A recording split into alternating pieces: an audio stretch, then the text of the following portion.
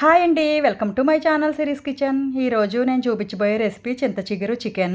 దీనికోసం ముందుగా మసాలా ప్రిపేర్ చేసుకుందాం. అల్లం, వెల్లుల్లి, దాల్చిన చెక్క, ఒక 2 యాలకులు, 2 లవంగాలు, మరాఠీ మొగ్గ, కొన్ని గసగసాలు, ధనియాలు, జీలకర్ర. ఇవన్నీ నేను చూపించినవన్నీ మసాలా కోసం ప్రిపేర్ చేసుకుంటున్నాను. మిక్సీ జార్లో వేసుకుని మెత్తగా పొడిలా చేసుకోవాలి ఫస్ట్. చూడండి, ఇలా మెత్తగా అయిన తర్వాత ఇందులోనే ఒక పెద్ద టమాటా కట్ చేసి వేసుకున్నాను. తర్వాత ఒక పెద్ద సైజు ఆనియన్స్ ఒక 2 వేసుకున్నానండి. వేసి ఒకసారి మిక్సీ పట్టుకుందాం. చూడండి, ఇలా కచ్చాపచ్చాగా మిక్సీ పట్టుకోవాలి. టమాటా, ఉల్లిపాయ ఇలాగా కొంచెం మెత్తగా అయ్యేటట్టుగా మిక్సీ పట్టుకుని పక్కన పెట్టేసుకుందాం. చింత చిగురు తీసుకుందామండి. చూడండి, చింత చిగురు నేను తీసుకున్న 1/2 కేజీ చికెన్కి క్వాంటిటీకి సరిపడా తీసుకున్నాను. మనం చికెన్ ఎంతైతే తీసుకుంటాం దానికి పులుపు చూసుకుని తీసుకోవాలి. చింత చిగురు శుభ్రంగా ఒలిచి కడిగి తీసుకుందాం. తర్వాత ఒక 1/2 కేజీ చికెన్ శుభ్రంగా కడిగి ఇలా పక్కన పెట్టేసుకుందామండి. తర్వాత ఒక కుక్కర్ పెట్టుకున్నాను. ఈ కర్రీ అన్నది నేను కుక్కర్లో చేస్తున్నానండి. దీంట్లో కొంచెం ఆయిల్ వేసుకుందాం. ఈ నాన్ వెజ్ కర్రీస్కి కొంచెం ఆయిల్ ఎక్కువే పడుతుంది. మనం ఆనియన్ పేస్ట్ చేసి వేసుకుంటున్నాం కనుక కొంచెం ఆయిల్ అన్నది పీల్చుకుంటుంది, ఎక్కువే పడుతుంది. కొంచెం ఎక్కువే వేసుకుంటున్నాను నేను. ఈ ఆనియన్ పేస్టు, మసాలా, టమాటా ఇవన్నీ మనం మిక్సీ పట్టుకున్నాం కదా, ఈ పేస్ట్ వేసి వేయించుకుందాం. ఈ కర్రీ అన్నది టేస్ట్ చాలా బాగుంటుందండి. చింత చిగురు చికెన్లో వేసి వండుకుంటే ఆ టేస్ట్ పుల్ల పుల్లగా చాలా బాగుంటుంది. చూడండి, ఇలా మగ్గింది కదా, ఇంకొంచెం ఆయిల్ అంతా పైకి వచ్చేటట్టుగా మగ్గించుకోవాలి. ఈ ఉల్లిపాయ మొత్తం వేగిపోయి ఆయిల్ అన్నది సెపరేట్ అవుతుంది.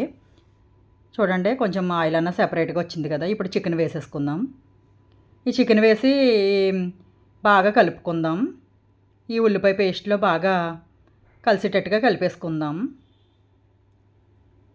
చూడండి, ఇలా కలుపుకోవాలి బాగా. హై ఫ్లేమ్ పెట్టి కలుపుకుందాం. చూడండి, ఇలా కలుపుకున్నాం కదా. చూడండి, చింత చిగురు శుభ్రంగా ఇలా కడిగేసి నలుపుకొని తీసుకోవాలి. బాగా వేళ్ళమయాన్ని పెట్టి బాగా నలుపుకోవాలి. మెత్తగా కొంచెం పొడిలాగా అయిపోవాలి అది. తర్వాత ఇందులో కొంచెం పసుపు, చికెన్లో పసుపు, ఉప్పు, కారం వేసుకుంటున్నాను. మసాలా ఆల్రెడీ మనం ముందే వేసాం కనుక మసాలాలు ఏమీ అవసరం లేదండి. తగినంత కారం, తగినంత ఉప్పు, కొంచెం పసుపు వేసి బాగా కలిపేసుకుందాం. సిమ్లో పెట్టేసుకుందాం. చూడండి, బాగా కలిపేసుకున్నాం కదా. ఇప్పుడు మూత పెట్టి సిమ్లో పెట్టేసుకుందాం. మూత పెట్టి ఒక 10 నిమిషాలు ఉడికించుకోవాలి. చూడండి, చక్కగా వాటర్ వచ్చి చికెన్ అన్నది సాఫ్ట్గా మగ్గిపోయి ఉంటుంది. చూడండి, ఇలా చికెన్ అన్నది మగ్గిపోయిన తర్వాత ముందుగా మనం శుభ్రపరిచి పెట్టుకున్నాం కదా చింత చిగురు, అది వేసేసుకుందాం. చూడండి, ఇలా మెత్తగా నలుపుకోవాలి. అప్పుడే కూరలో బాగా కలిసిపోతుంది చింత చిగురు అనేది. టేస్ట్ కూడా చాలా బాగుంటుంది. ఇలా చింత చిగురు ఈ చికెన్లో బాగా కలిసేటట్టుగా ఒకసారి బాగా కలిపేసుకుందాం. ఈ చింత చిగురు ఫ్లేవర్ అన్నది చాలా బాగుంటుంది. ఒకసారి మూత పెట్టి మగ్గించుకుందాం. చూడండి, చింత చిగురు మొత్తం చికెన్లో బాగా కలిసిపోయింది కదా. ఇప్పుడు కొంచెం వాటర్ పోసుకుందాం.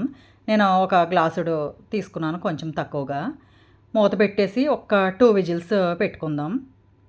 చికెన్ బాయిలరే కనుక మనకి తొందరగానే ఉడికిపోతుందండి. చికెను కలిసి ఉడుకుతుంది అనేసి నేను చింత చిగురు అన్నది మెత్తగా పేస్ట్ లాగా అవుతుందని నేను కుక్కర్ అన్నది పెట్టుకున్నాను. బాయిలర్ చికెన్కి కుక్కర్ అన్నది అవసరం లేదు. చూడండి, ఇలా కొంచెం కొత్తిమీర వేసుకుందాం. ఇంకా కొంచెం పలచగా ఉంది కదా కూర అనేది, ఇది దగ్గర పడేటట్టుగా ఉడికించుకుందాం. మనం కుక్కర్ విజిల్ పెట్టుకున్నాం కనుక కొంచెం వాటర్ అన్నది అంతే ఉండిపోయింది.